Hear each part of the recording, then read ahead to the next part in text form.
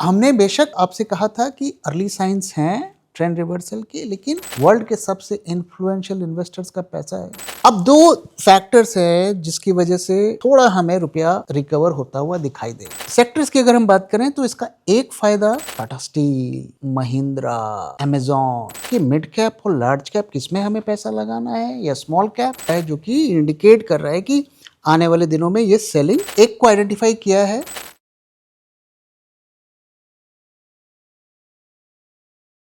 Sir, आपने कहा था कि ट्रेंड रिवर्सल के कुछ साइंस दिख रहे हैं, तो क्या हम मान लें कि ट्रेंड रिवर्सल का टाइम हो चुका है? देखिए, ये जो रैली अगर आप देखें तो करीब नवंबर 7 के आसपास इसने लो बनाया था और वहाँ से नॉन स्टॉप हमें रैली देखने को मिली। 750 पॉइंट्स इसने करीब करीब गेन किए हैं। तो हमारी एनालिसिस के हिसाब से इसमें जो 500 पॉइंट है ना, वो फर्जी मूव था। फर्जी मूव इसलिए कह रहा हूँ क्योंकि उस उस ट्रेंड में जो भी मूवमेंट हुई है उसमें स्ट्रेंथ नहीं था। अगर हम मार्केट इंटरनल का डेटा देखें तो वहाँ पर वो उसके साथ मैच नहीं कर रहा था, कॉन्ट्रडिक्शन देखने को मिल रहा था। और इसका सीधा साधा उसके जो आपको साइंस देखने को मिलेंगे, लोग अक्सर आगे कह रहे हैं कि मार्केट तो मूव कर रहा है, हमारा पोर्टफोलियो नहीं मूव कर रहा है। ऐसा इसलिए हो रहा था क्योंकि मार्केट्स मूव कर रहे थे, हैंडफुल ऑफ स्टॉक्स को खरीद कर उन्हें पंप किया जा रहा था, मोस्ट लाइकली डीआईआईज की बाइंग की वजह से हो रहे थे। लेकिन अगर मार्केट का एडवांस डिक्लाइन रेशियो देखेंगे वो पैथेटिक था। तो ये बता रहा था कि ज़बरदस्ती का मार्केट को चढ़ाया जा रहा है। अब कौन चढ़ा रहा है, क्यों चढ़ा रहा है, मैं उस पर नहीं जाना चाहता, लेकिन ऐसा हमें डेटा देखकर पता चल रहा था। साथ में आप सिंपल अगर आप इंडिकेटर्स भी देखें, वहाँ भी डाइवर्जेंस देखने को मिल रहा था। इवन एमएससीडी में भी डाइवर्जेंस देखने को मिल रहा था। इसलिए हम लगातार कह रहे थे कि ये रैली जो है बहुत ज़्यादा रिलायबल नहीं है और हैंडफुल ऑफ स्टॉक्स से चल रही है। तो जहाँ पर उसने गैप बनाया, उसके बाद से जितना भी अप मूव हमें देखने को मिला, वो जो है एक फेक मूव जैसा हमें देखने को मिल रहा था। तो अब हमने आई थिंक 2 दिन पहले आपके साथ शेयर किया था कि अब ट्रेंड के रिवर्सल के साइन हमें देखने को मिल रहा है। अब क्या है कि पिछले 2 दिनों से हमें फॉल भी होता हुआ दिखा, डेटा भी हमें बेरिश देखने को मिला, लेकिन मैं थोड़ा सा एक्सपायरी से पहले कॉशियस रहना चाहता हूँ, क्योंकि एक्सपायरी के 1-2 दिन पहले की जो मूवमेंट होती है वो हमेशा जो शॉर्ट टर्म के ट्रेडर्स होते हैं, एक्सपायरी ड्रिवन मूव्स होती हैं। काफ़ी लोगों को पोजीशन काटनी होती है, काफ़ी को बनाना होता है। तो हमने बेशक आपसे कहा था कि अर्ली साइंस हैं ट्रेंड रिवर्सल के, लेकिन अब आज सीरीज खत्म हुई है, कल का दिन और देख लेते हैं। कल पिक्चर पूरी तरीके से क्लियर हो जाना चाहिए। सर, कुछ दिनों पहले आपने जापानीज़ कैरी ट्रेड के बारे में बात किया था एंड कैसे उसकी वजह से बिटकॉइन और गोल्ड में क्रैश हुआ वो भी दिखाया था। बट पिछले 2-3 दिनों से ग्लोबल मार्केट में तो रिकवरी दिख रही है सर। तो क्या कैरी ट्रेड वाला खतरा टल गया? जो जापानीज कैरी ट्रेड की जो कहानी है ना, वो बहुत बड़ी है। मैंने आपके साथ शेयर किया था कि $20 ट्रिलियन का इसका साइज है। तो इसको थोड़ा सा समझ लेते हैं। जो नए लोग हमारे साथ जुड़े हैं उनको मैं बता दूं कि जापान में इंटरेस्ट रेट बहुत कम होता है, तो ट्रेडर्स लोग वहाँ से पैसा उठाते हैं, दुनिया भर के बाज़ारों में लगाते हैं। और ये इतना बड़ा इसका साइज़ है $20 ट्रिलियन का, तो आप सोच सकते हैं कि कितना पैसा वहाँ से उठाया गया था और दुनिया भर के बाज़ारों में लगा हुआ है। अब वहाँ पे पिछले दिनों बॉन्ड यील्ड्स ज़बरदस्त तरीके से बढ़ गए, ऑल टाइम हाई, अब तक के सबसे ज़्यादा लेवल पर पहुँच गए। तो जिन लोगों ने वहाँ पर पैसा वहाँ से उठा के यहाँ लगाया है, जब वो रिटर्न करेंगे तो उन्हें फिर नुकसान होगा। तो इसलिए इसका एक रिएक्शन ये होगा कि बाज़ारों से पैसा निकाला जाएगा वापस उनको, क्योंकि चुकाना तो है ही, उन्होंने लोन लिया है। ओके, लेकिन हमें समझना पड़ेगा कि इतना सारा पैसा जो उठाया गया है वो एक दिन में आप निकाल नहीं सकते। तो काफ़ी निकल गया है। जो गोल्ड में फॉल हुआ, खास करके बिटकॉइन में फॉल हुआ 28% का, गोल्ड में 10% का, सिल्वर में हुआ, कुछ हद तक अगर वर्ल्ड मार्केट्स में भी देखेंगे तो हमें फॉल देखने को मिला, काफ़ी निकल गया है, लेकिन अभी भी काफ़ी पैसा होगा, तो उसको सही टाइम पर उसे निकाला जाएगा। और हमें ध्यान में रखना है कि ये जो पैसा है ये कोई रिटेल विटेल छोटे मोटे खिलाड़ियों का नहीं है, वर्ल्ड के सबसे इन्फ्लुएंशियल इन्वेस्टर्स का पैसा है, तो वो अपने तरीके से निकालेंगे। लेकिन मुझे लगता है कि वो प्रोसेस अब शुरू हो गया है, और मार्केट में कोई भी जो मूवमेंट होती है ना, चाहे ऊपर जाने की चाहे नीचे जाने की, एक प्रोसेस होता है, वो एक स्टेप में नहीं होता, आपको थोड़ा लार्जर ट्रेंड देखना पड़ेगा, उससे पता चलेगा। तो अब ऐसा लगता है कि इसकी शुरुआत हो गई है, लेकिन मुझे लगता नहीं कि ये पूरा का पूरा कैरी ट्रेड अनवाइंड हो चुका है, ये अभी आगे अनफोल्ड होगा। सर, कल के वीडियो में आपने एक कनेक्शन बताया था between rupee weakness and FII selling. तो सर, 3 सवाल हैं इससे मेरे। पहला, अचानक रुपया इतना कमज़ोर हुआ कैसे? दूसरा, क्या ये वीकनेस कंटिन्यू रहेगा? और तीसरा, इसका क्या इम्पैक्ट पड़ेगा? तो कल की वीडियो में हमने चार्ट से आपको दिखाया था कि जब जब एफआई की सेलिंग बढ़ी है, उसका जो रूट कॉज नज़र में आ रहा था कि करेंसी में वीकनेस हुई है, और जब जब इवन मंथली बेसिस पर या बाई मंथली बेसिस पर जब ऐसा दिख रहा था कि करेंसी हमारी थोड़ी स्ट्रेंथन हुई है, उस वक्त जो है एफआई बायर बने या उनकी सेलिंग कम हुई। डायरेक्ट कोरिलेशन है, क्योंकि जब रुपया कमज़ोर होता है तो वो जब अपना रिटर्न बाहर लेके जाते हैं वो भी कम हो जाता है। अब पहला जो आपका क्वेश्चन था कि अचानक से इतनी कमज़ोरी क्यों हुई, तो अगर आप देखिए तो 2 दिन में 1 रुपये, आई थिंक 1 रुपये 10 पैसे के करीब रुपया कमज़ोर हो गया। 90 तो हमने नहीं टच किया, लेकिन ऑलमोस्ट उससे 50 पैसे नीचे हम पहुंच गए। तो ये अनयूजुअल था, करेंसी में यूजुअली इतना ज़्यादा मूवमेंट नहीं होता। तो व्हाट हैज़ चेंज्ड? कुछ चीज़ें हुई। पहला कि काफ़ी लोग ये उम्मीद लगा रहे थे कि इंडिया यूएस की डील हो जाएगी, काफ़ी सारी लॉन्ग पोजीशंस बनी हुई थी, तो अब वहाँ पे भी थोड़ा होप कम होता हुआ दिख रहा है, उसकी अनवाइंडिंग थी। दूसरा कि जब से ये सब टैरिफ वैरिफ का चक्कर हुआ है, एक्सपोर्ट्स में तो कमी आई है, इंपोर्टर की डिमांड बढ़ी है, तो उसकी वजह से भी वीकनेस आ रही थी। तो जब ये ट्रेड डील का थोड़ा सा होप डिमिनिश होती हुई दिखाई दी, तो काफ़ी जो लॉन्ग्स थे अनवाइंड हुए। दूसरी तरफ जब इतना वहाँ पे प्रेशर देखने को मिला, आरबीआई ने भी हाथ खड़े कर दिए। देखिए, आरबीआई करीब 1.5 लाख करोड़ की जो सेलिंग कर रहा था डॉलर को, रुपया को थोड़ा स्टेबलाइज करने के लिए।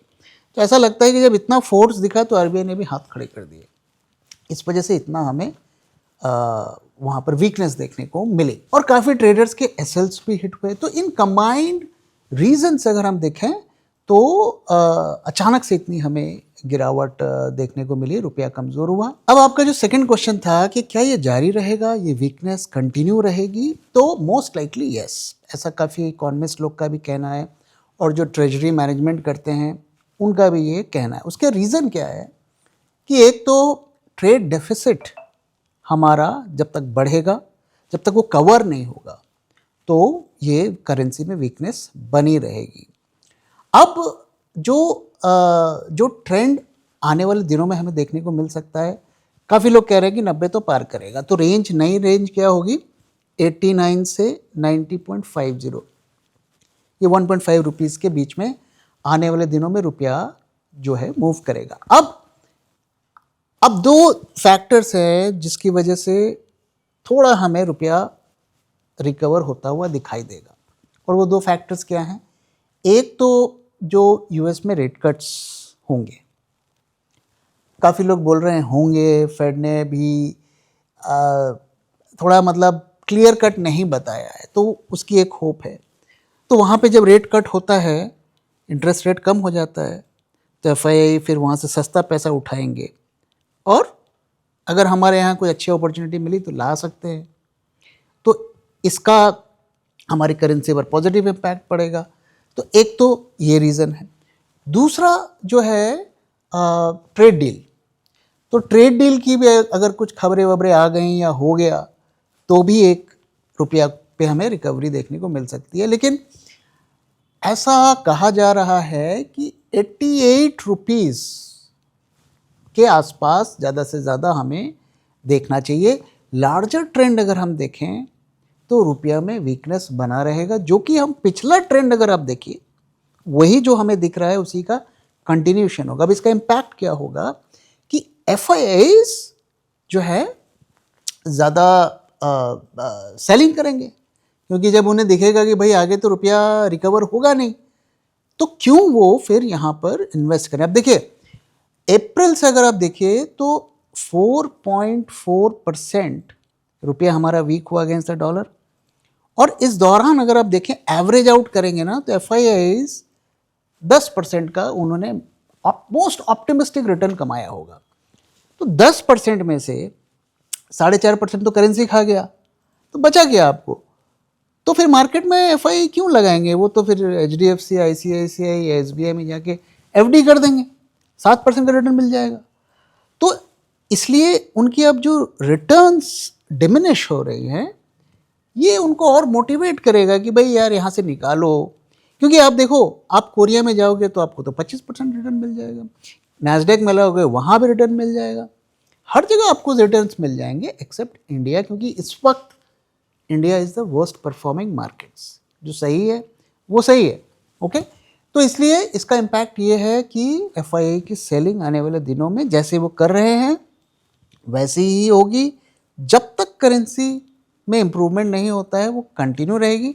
सेक्टर्स की अगर हम बात करें तो इसका एक फ़ायदा आईटी और फार्मा को होगा, और पेंट, एफएमसीजी जो ये इंपोर्टर्स हैं उनको इसका नुकसान होगा। और मुझे लगता है आईटी सेक्टर में उसको फ़ायदा पिछले कुछ दिनों से मिलता हुआ दिख भी रहा है। ओके सर, पिछले दिनों देखें तो आईटी सेक्टर की रैली काफ़ी अच्छी रही थी, तो क्या ये रैली कंटिन्यू रहेगी?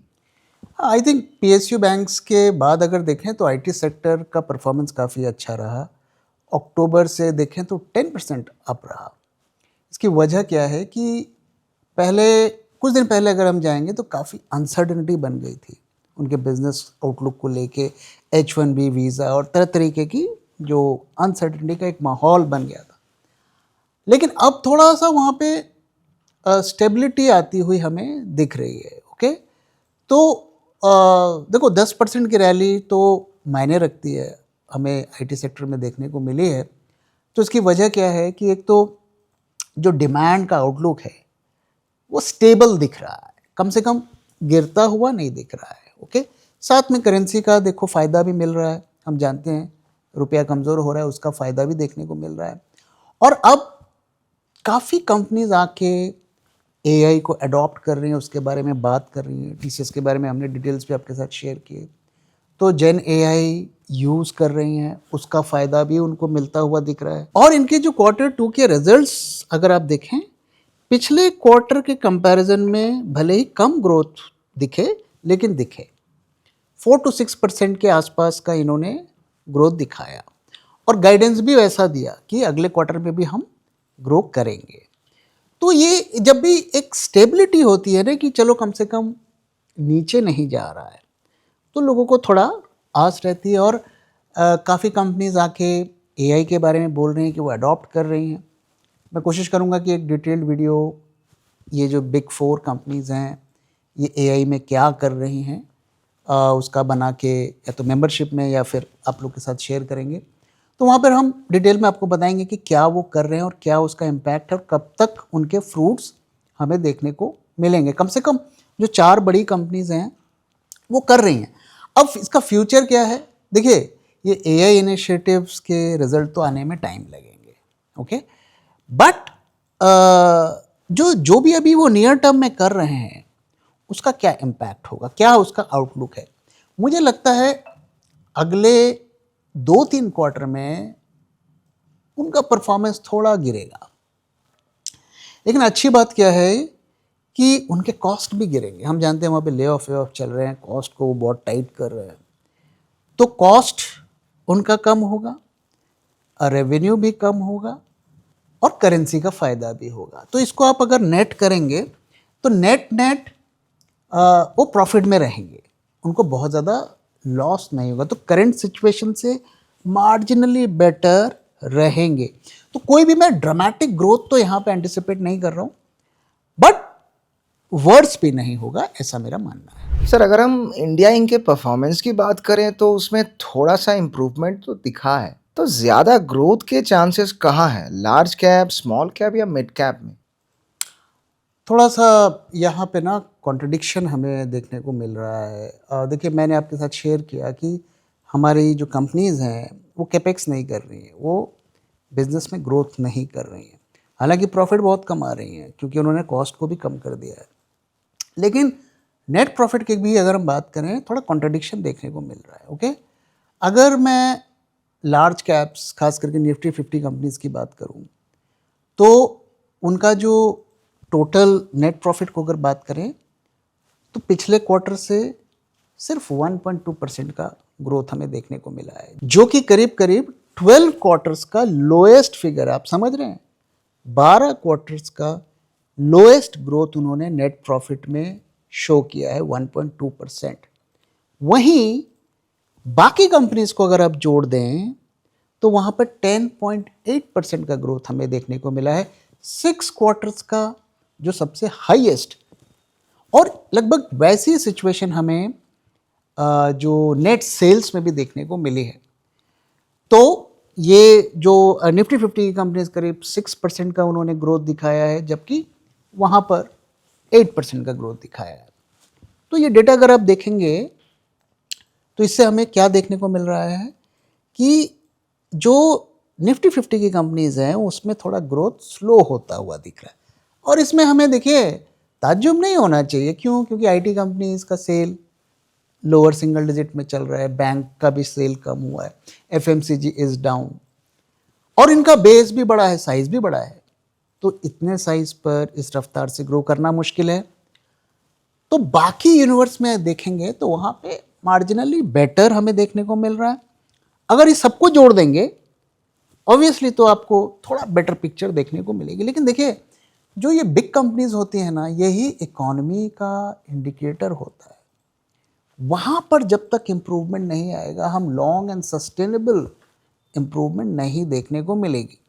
अब कैपेक्स की जहाँ तक बात है, अभी कुछ कुछ खबरें आ रही हैं कि कॉरपोरेट वाले थोड़ा लोन थोड़ा थोड़ा लेना शुरू करे हैं, शायद वो कैपेक्स करेंगे। इट्स टू अर्ली टू से। हमें ये सोचना चाहिए कि क्यों उन्होंने कैपेक्स बंद कर दिया। क्या वो उन्हें कुछ ऐसे इंडिकेशंस हैं कि traditional way of doing business अब ख़त्म हो जाएगा?